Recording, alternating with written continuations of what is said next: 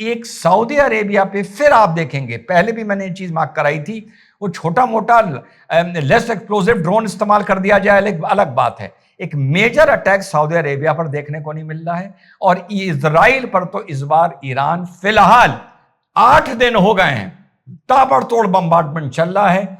ना अमेरिका की नेवी पे अटैक हो रहा है, ना सऊदीया पे अटैक हो रहा है, ना इजराइल पर अटैक हो रहा है। उठा के देख लें।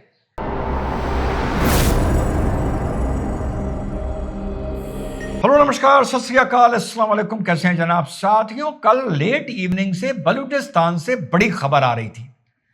आज पहला वीडियो मैंने इस मारे अपलोड नहीं किया उस खबर पे, बिकॉज मैं वेट कर रहा था कुछ लेटेस्ट अपडेट मिल जाए, because it was an unfolding story और नंबर ऑफ डेथ्स को लेकर कंफ्यूजन था, लेकिन कोई अब लेटेस्ट अपडेट नहीं मिल पा रहा है साथियों।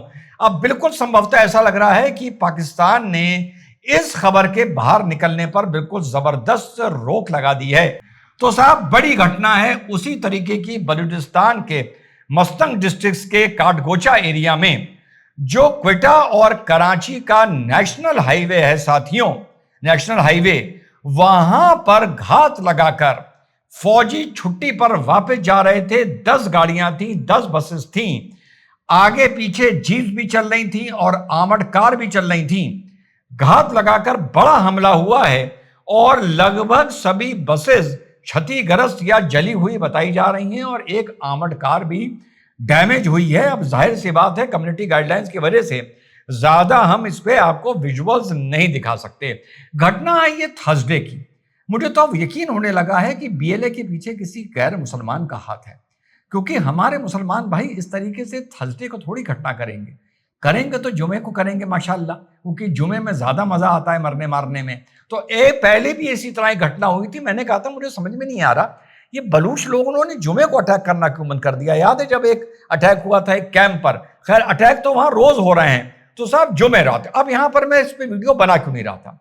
पाकिस्तान आर्मी बता रही है कि 4 से 5 फौजी हलाक हुए हैं, लेकिन रिपोर्ट्स ये बता रही हैं बीएलए के हवाले से कि लगभग 50 के ऊपर फौजी हलाक हुए हैं साथियों। जो वहां के सीन्स इशारा कर रहे हैं या जो बात इशारा कर रही है वो 50 प्लस की तरफ कर रही है, क्योंकि जितनी भी गाड़ियां अलग अलग प्रोग्राम्स में अपलोड्स में हमें वहां के देखने को मिल रही हैं, संभवतः सब जली हुई हैं। और ये जो क्वेटा और कराची हाईवे था, ये वहां की फौज ने ब्लॉक कर दिया है।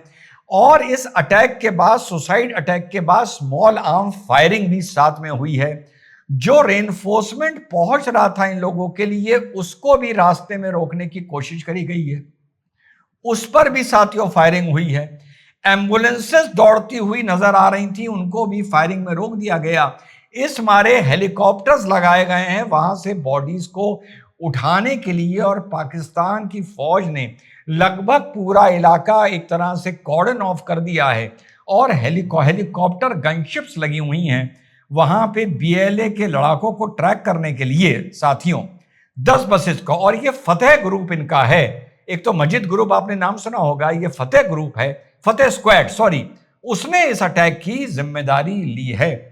और इससे पहले इसी रोड पे कराची, क्वेटा और काटकोचा मस्तंग डिस्ट्रिक्ट में, ये जो मैं आपको डेटा दिखाता हूं, ये पाकिस्तान के हवाले से ये डेटा निकलता है कि 11 तारीख को एक वहां पर माशाल्लाह होटल और काटगोचा मस्तंग डिस्ट्रिक्ट में है, उसके पास एक ब्रिज पर अटैक हुआ जिससे वो ब्रिज क्षतिग्रस्त हो गया।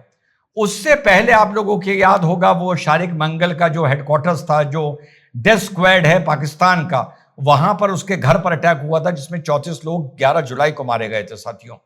उसके बाद 15 जुलाई को 8 बड़ी बड़ी ट्रक्स 16 टायरा इसी रूट से निकल रही थी, जिसको बीएलए के लड़ाकों ने अगवा कर लिया और कहां ले गए। 8 ट्रक कहां ले गए ये पता नहीं चला। और ट्रक्स को जो हैं, जो कार्गो ट्रक्स हैं एक तरीके से, उनको इस मारे टारगेट किया जा रहा है, क्योंकि बीएलए अब एक इकोनॉमिक कॉरिडोर लगा रहा है, ये इकोनॉमिक ब्लॉकेड लगा रहा है कि हम यहां से बाहर कुछ नहीं जाने देंगे और बाहर से अंदर कुछ नहीं आने देंगे। हमारे पास अपना जीवन यापन करने के लिए जो भी है सक्षम है। तो 8 ट्रक 16 टायरा गायब हो गए और पाकिस्तान की आर्मी इसको ट्रैक नहीं कर पा रही है। उसके बाद जुलाई 15 को कोटा करंज जो हाईवे है उसको बीएलए के लड़ा, आप सब ये देख सकते हैं, ये पाकिस्तान, आप स्क्रीनशॉट ले सकते हैं, ये पाकिस्तान के हवाले से न्यूज बता रहा हूं, और वो वहां पर गाड़ियों की चेकिंग कर रहे हैं, बीएलए वाले साथियों वहां पर चेकिंग कर रहे हैं। और वो अभी कुछ दिन पहले हम लोगों ने प्रोग्राम अपलोड किया था कि आसिम मुनीर ने वहां की एजेंसीज को, वहां की इंटेलिजेंस एजेंसीज को ये बोला है और वहां की बटालियंस को कि अगर तुम हैंडल नहीं कर सकते तो 72 घंटे के अंदर, अगर तुम हैंडल नहीं कर सकते तो यहां से पैकअप कर लो। अब मेरे हिसाब से उस बात को बोले 96 घंटे हो गए हैं और इतना बड़ा हमला हो गया है जिसमें बीएलए 50 आदमियों के लिए बोल रहा है, आर्मी 5 के लिए बोल रही है। इसके साथ साथ जो मैंने अपलोड किया था, क्योंकि अब ईरान की बढ़ती हुई लड़ाई के सीधे छींटे पाकिस्तान पर पड़ते हुए नजर आ रहे हैं। अभी मैंने इस पर वीडियो अपलोड किया था और कल रात को यह आर्टिकल साथियों देखने को मिला जो बता रहा है कि पाकिस्तान की अब कंसर्न और परेशानी बढ़ती जा रही है। मैंने पहले भी कहा था, पाकिस्तान, ईरान, अमेरिका, सऊदीया युद्ध को लेकर जितना फंसेगा उतना पाकिस्तान नहीं फंसा था, ये मानने की बात है। उसने कुछ भी करके, मैनेवरिंग करके अपनी खाल बचा ली थी उधड़ने से, क्योंकि अगर ईरान बीएलए की खुल के मदद करने आ गया तो समझिए पाकिस्तान के डिसइंटीग्रेट होने में, बड़ी गारंटी से बता रहा हूं, 90 दिन, 90 डेज नहीं लगेंगे, बल्कि ये भी ज्यादा बता रहा हूं। लेकिन ईरान को वो मैनेज कर ले गया सऊदीया के साथ पैक्ट के बावजूद। अब लेकिन जो हालात हैं, जो 6 दिन हो गए हैं लगातार हारा हुआ अमेरिका बॉम्बार्डमेंट करता जा रहा है। अब सिविलियन ठिकानों पे भी स्ट्राइक्स हो रहे हैं, उनके रेलवे लाइंस पर हो रहे हैं, रेलवे ब्रिजेस पर हो रहे हैं, लेकिन अभी भी पावर इंफ्रास्ट्रक्चर पर नहीं हो रहे हैं। और लेकिन 6 दिन लगातार हो रहे हैं।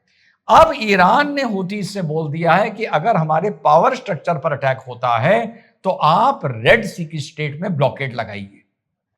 और अगर हूथीज ने ब्लॉकेड लगाने के लिए सऊदी की शिप को हिट किया डायरेक्टली, तो फिर मेरे हिसाब से पाकिस्तान की सऊदीया में जो पोजीशन्ड एयरफोर्स है और ग्राउंड ट्रूप हैं, तो डायरेक्ट इसका इफेक्ट पाकिस्तान की जियोपॉलिटिक्स पर आएगा, क्योंकि ईरान इस बात को बिल्कुल नहीं पसंद करेगा कि हूथीज के अगेंस्ट अब पाकिस्तान को इस्तेमाल साथियों किया जा रहा है। इसमें भी we have to wait and watch.